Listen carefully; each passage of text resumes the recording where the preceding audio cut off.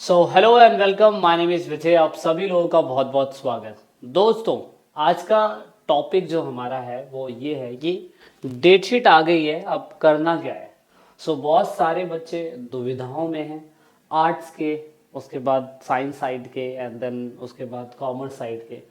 देखो, हर जैसे कि मुझे पता है कि 12th क्लास का जो बच्चा होता है ना, या 10th क्लास का बच्चा होता है, उसे हमेशा इस चीज़ का रहता है कि यार एक बार डेट शीट आ जाए ना, तो मैं उस दिन से पढ़ना चालू कर दूंगा, क्योंकि हमें ना एग्जैक्टली जिस दिन हमें युद्ध लड़ने जाना है ना, उस दिन का हमें डेट पता चल जाता है और उस हिसाब से हम प्रिपेयर करने लग जाते हैं। तो जैसा कि मैंने आप सभी को अपने पिछली वीडियो में बताया था कि आप सभी लोगों को पता है कि फैब फैब 15 तारीख से आपका एग्ज़ाम शुरू है। जो भी 10th एंड 12th के बच्चे हैं, और last April, I think April में समथिंग में 5 तारीख को ये एग्ज़ाम ख़त्म हो रहे हैं।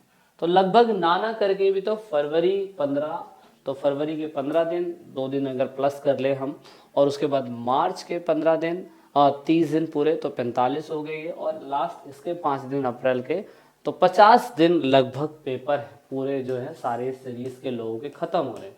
तो 50 डेज सीबीएसई बोर्ड ने लिया है, और 50 डेज में उन्हें सारे पेपर जो है ख़त्म करवाने हैं।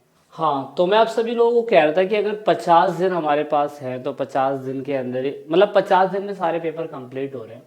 और जो बच्चे ह्यूमैनिटी स्टूडेंट हैं, ह्यूमैनिटी को आपको बता दूं कि लगभग उनके पास, जो हम history, geography, political, economics, sociology जैसे सब्जेक्ट अभी कवर कर रहे हैं अपने चैनल के ऊपर, उन सभी लोगों के लिए ना करके भी तो हम कह सकते हैं, अगर अगर मैं, जैसे मैंने बोला ना, 15 फरवरी से पेपर स्टार्ट हो रहे हैं, तो जो 12th क्लास के बच्चे हैं उनके लिए, 12th क्लास के बच्चों के लिए जो पेपर है वो लगभग मार्च के शुरुआती वीक से शुरू होंगे।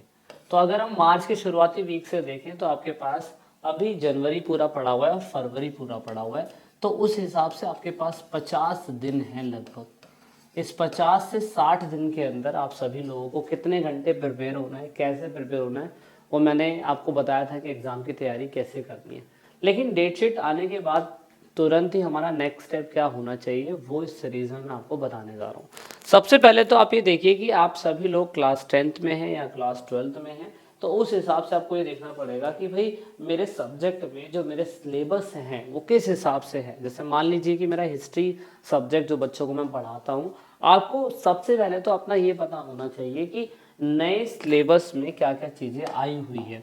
मतलब बहुत सारे लोग पिछले साल के चैप्टर्स को भी अभी रटने में लगे हुए हैं। तो न्यू पैटर्न क्या है बच्चों को पता होना चाहिए। मैं थोड़ा सा आपको बता दूं कि ये सबसे पहले पता करिए, यही चीज़ सबसे ज़्यादा इम्पॉर्टेंट है कि जो आपको एग्ज़ाम में एक सही मार्क्स दिलाएगी। यानी कि आपका न्यू पैटर्न के हिसाब से जो पैटर्न आपका चल रहा है, उस पैटर्न में नया सिलेबस क्या ऐड हुआ है, नहीं पता है तो ऑफ कोर्स हम लोग क्या कहते हैं, अपनी जो सीरीज़ होगी लाइव सीरीज़, तो उसमें तो हम डिस्कस करेंगे ही। लेकिन आप सबसे पहले अपने लेवल पे थोड़ी सी स्टडी करिए कि एक्स्ट्रा टॉपिक क्या ऐड हुए हैं। मतलब ये तीन चीज़ तो कवर कर लीजिए, न्यू पैटर्न क्या है, नया सिलेबस क्या है, उसके बाद एक्स्ट्रा चीज़, अगर किसी भी सब्जेक्ट में कुछ चीज़ एक्स्ट्रा आई है तो क्या आई है, और अगर कोई चीज़ रिड्यूस हुई है, कोई चीज़ कम हुई है, तो क्या चीज़ कम हुई है ये भी पता करो। क्योंकि ये चीज़ अगर आप पता नहीं करोगे तो आप पढ़ते तो चले जाओगे, लेकिन कौन सा चीज़ कितने मार्क्स का है वो पता होना ज़रूरी है। एग्जाम्पल के लिए जैसे मैंने बताया, ये चीज़ क्या है आपका क्लास ट्वेल्थ की अगर हिस्ट्री की हम लोग बात करें, तो हिस्ट्री के लिए दोस्तों अगर आप देखो, तो यहाँ पर चैप्टर्स कौन कौन से हैं। जैसे फर्स्ट है, सेकंड है, थर्ड है, फोर्थ है, ये पूरा आ रहा है। लेकिन आप 8th के बाद नोटिस करो 9 चैप्टर इसका नहीं आ रहा है। 9 चैप्टर के बाद 11th के बाद 12 चैप्टर नहीं आ रहा है। तो चैप्टर 9 और 12 अगर नहीं आ रहा है, तो ऑफ कोर्स उसको टिक कर लो, उसे पता कर लो कि भाई चैप्टर है ही नहीं। और उसके बाद अगर ये चैप्टर नहीं है, तो ऑफ कोर्स क्योंकि इसके अंदर से हमारे मैप बेस्ड क्वेश्चन आते हैं, तो मैप बेस्ड क्वेश्चन के लिए ऑफ कोर्स आप यहाँ से देख सकते हैं कि मैप बेस्ड में भी इन लोगों ने पहले से बता रखा है कि मैप ये कौन से चैप्टर से लेंगे और क्या क्या क्वेश्चन मैप में आ सकते हैं। तो इन्हीं क्वेश्चन के मैप आप लिख के पहले से बना के रख लो। जैसे हड़प्पा में ये साइड है, महाजनपदास ये हैं, अशोका के ये डिस्ट्रीब्यूशन हैं, इंपॉर्टेंट टाउन्स एंड किंग्स अब ये हैं, बुद्धिस्ट के मेजर मेजर कहाँ पे क्या क्या है। मतलब आपको कम से कम कितने मैप इसमें चाहिए होंगे, लगभग 10 मैप चाहिए होंगे। 10 मैप को अपना फिल करके चिपका के कहीं पे रख लो, दीवार पे वॉल करके हैंग करके रख लो, जिससे आपको याद रहे कि इसी 10 मैप से ही बाहर कुछ नहीं आना है।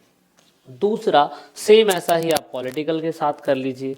पॉलिटिकल में आप ये देख लीजिए कि आपके पॉलिटिकल के अंदर एक्स्ट्रा टॉपिक कौन से आ रहे हैं, चैप्टर कौन से मिस हो रखे हैं, कार्टून बेस्ड चीज़ें कौन सी आ रखी है। सेम ऐसा ही ज्योग्राफी के साथ कर लीजिए।